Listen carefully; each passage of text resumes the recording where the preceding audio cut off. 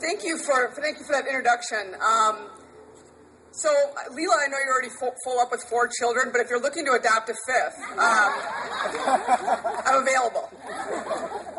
I'm honored to be amongst this group. Just hearing all of these talks and the great work that everyone is doing in this community is very inspiring. So much of my work has been done at the national level. It's I think, wonderfully grounding to see all of the work that's done in the tight-knit community, because that's really where change begins, right? The grassroots support, change among people who know one another. And,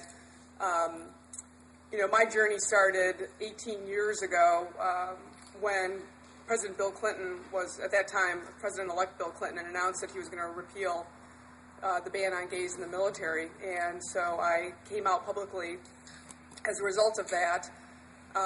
Was then processed for discharge, and I don't think there's enough lawyers in the crowd to make this interesting. So I'll just say that I was one of the very first test cases under Don't Ask, Don't Tell. One, using a particular legal strategy that then the Pentagon, who hates to lose, issued a memorandum that prevented anyone else from using my legal strategy. So that enabled me to become this exception that allowed me to continue serving as an open lesbian in the military for 13 years. And I just did come back from Las Vegas, where there was a conference of a new organization called OutServe, which is phenomenal. This is a group that a little over a year and a half ago, these 2 young activists, these 2 young 20-year-olds, a civilian and an Air Force lieutenant, decided to form this group, an underground Facebook group for actively serving LGBT service members, so that they can connect with one another, so that they could know, I'm getting stationed in Germany, who else is in Germany, welcoming them, creating a sense of community at these different bases that they all go to. I'm getting goosebumps even talking about it, because it started out as this idea that these 20-something-year-old kids had, and they had to have a civilian because they had no spokesperson. And so they started this Facebook group, and it grew to, it's now 4,500 service members who are connected through this. And they now have 45 chapters worldwide. They have a chapter in Iraq and Afghanistan. They have a chapter in Hawaii, a chapter in Japan. And it's creating a sense of community and connection.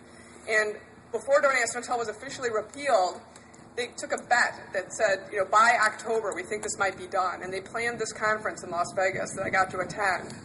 And to be in this group, in this audience of these, 25-year-olds that are, I describe a veteran as someone who, at one point in their life, they walked into a recruiter's office and signed a blank check payable to the American people, payable up to and including their own life.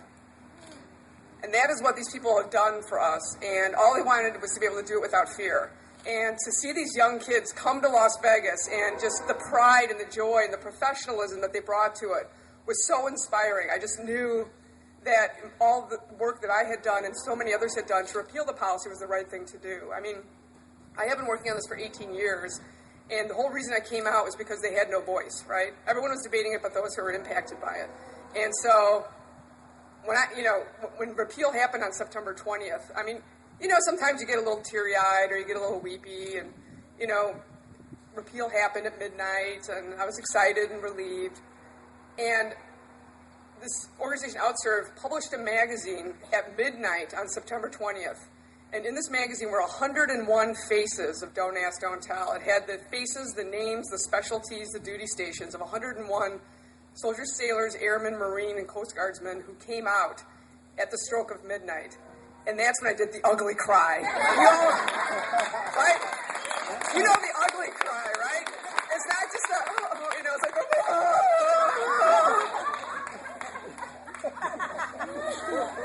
because it was such a bodily relief to feel like I don't have to be their spokesperson anymore.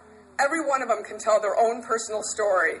And they did with that magazine, and it was just a phenomenal feeling. And those are the rewards that we get when we do this work. We do have the victories. We have the setbacks, but then we have the victories, and we know that progress is going to be made.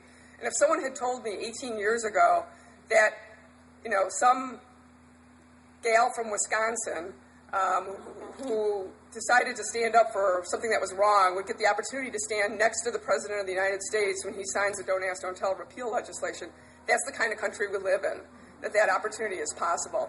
And I'll just divert, because I know I'm the only thing between you and the bathroom right now. Because they, put it here behind me, the door, right? So unless you go behind a tree over there, I'm kind of blocking you. It's like the strings of Hormuz here. But when I had the opportunity to, so first of all, I got a phone call that said, we need your full name, your date of birth, and your social security number. I was like, I don't give that over the phone, you know. What are these? Is this in case I sweat? Anyway, I also do stand-up comedy, by the way. So I get the call, and they said, trust us, you know, give us the information. So I do, and then I get the invitation to the ceremony in Washington, D.C., and I book my ticket. And I get there, and I meet a couple of other folks who've been invited, and I said, isn't that odd that they called and asked for your full name and your social security number? And they looked at me crazy, and they were like, no one asked me for my social security number. So then I thought I'd been had, right? I was like, oh no, you know, go cancel all my credit cards. But I come to find out that they had selected two veterans, Eric Alva, who was the first Marine injured in the Iraq War, who had lost his leg, gay Marine. He and I were the two veterans who were selected to be up on stage with the president when he signed this historic legislation. And so before the ceremony, Aubrey Sarvis, who's the executive director of SLDN, got the opportunity to have audience with the president. And he said to him, Mr. President, I want you to know that this is your Lyndon Johnson moment. This is the most important civil rights legislation of your generation, and I want you to go out there today and treat it as such and respect it as such and honor it as such. And the president said, absolutely. And the energy in that room, it was going to be a smaller ceremony, but there was so much demand, as you can imagine. 18 years of pent-up, you know, more than 18, like 50 years of pent-up demand for this law to go away. So they had it in an Interior Department auditorium. And I think the biggest privilege and honor of that ceremony was that I got to be like I am here up on stage looking at the faces of all of the people who had been working on this for all these years. Greta Kammermeyer and Tracy Thorne and Victor Fehrenbach and Dan Choi and so many others who had been working on this. And there were just tears of joy and tears, not ugly, well, a couple ugly cries, but just, you know, tears of joy and relief and a celebratory atmosphere. And I had to call my hairstylist for an emergency cut and color between the 48 hours that I was notified I had to be there, and I flew out. And so anyway, that's just a side note. So I get there, because I'm all like, you know, I've got the world on my shoulders, like I've got to represent every gay veteran who's ever served, and I'm up here on stage, and, you know, you can't exactly have a flip video camera or a camera up there, right? Click, click, click, you know, you just have to stand. So I go up there, and there's, you know, because it's all choreographed, there's a silver X with my name on the stage.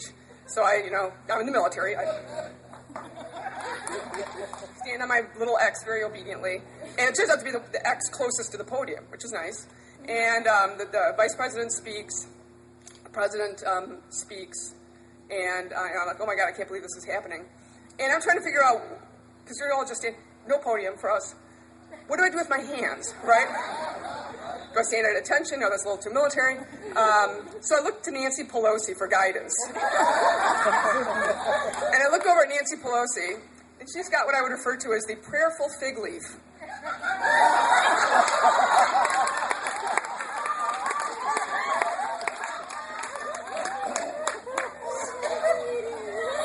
So I then do the prayerful fig leaf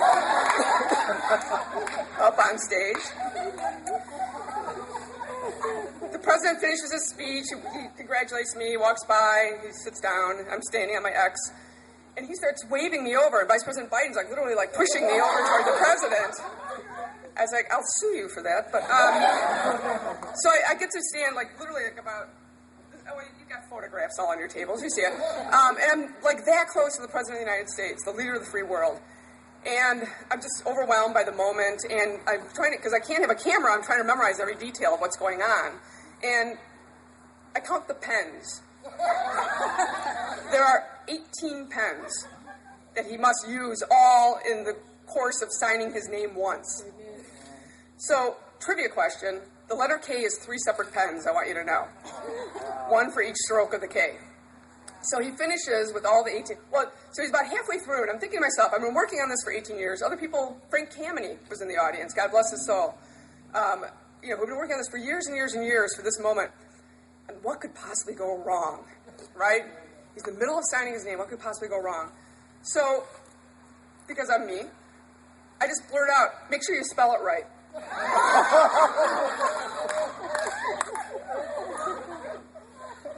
outside voice, to the President of the United States. And he laughed, which was very grateful, because I was like, oh my God, the Secret Service is going to like come swoop me up and swoop me out of here. These little washcloths are very... So you know, we had our little laughter moment, right? And then the other moment up on stage was that. So he finished signing, or they give a big round of applause for Admiral Mullen. I mean, let's hear it for Admiral Mike Mullen. So without him, it would not have happened. So he's on stage behind me. His head's like draped in the flag tassels, and they have a big round of applause for him. So I stepped to the side and let the audience see him, and he's just standing very stoically, very military, with his prayerful fig leaf. And I just said to him, basically, because I was chatting it up on stage, I just said to him, I said, it's okay to smile. And he did. It was cute. He had like this little grin, and he just sort of like, and the crowd just went crazy. It was like, it was next to my wedding day, it was the most significant day of my life, truly. And like I said, the things in Washington look a little more rancorous now than they did back then. That was during the lame duck. But Don't Ask, Don't Tell wasn't repealed in the Obama administration. It didn't start there. It started 18 years ago. It went through 8 years of the Bush administration. It was laying the groundwork during that entire time. So when things look bleak and we, can't get anything through the House or Senate and everything's, partisan, you got to lay the groundwork. It's education. It's media. It's taking every untruth they throw your way and telling people what the truth is. It's getting people's personal stories out there. And organizations like yours that continue to do this work just can't be lauded enough, because that's what's critical. And I'm honored and grateful for you guys to have me here today and listen to me ramble on between you and the bathroom. And I wish you the best, and I hope to continue to have a relationship with your organization and come back another time. Thank you.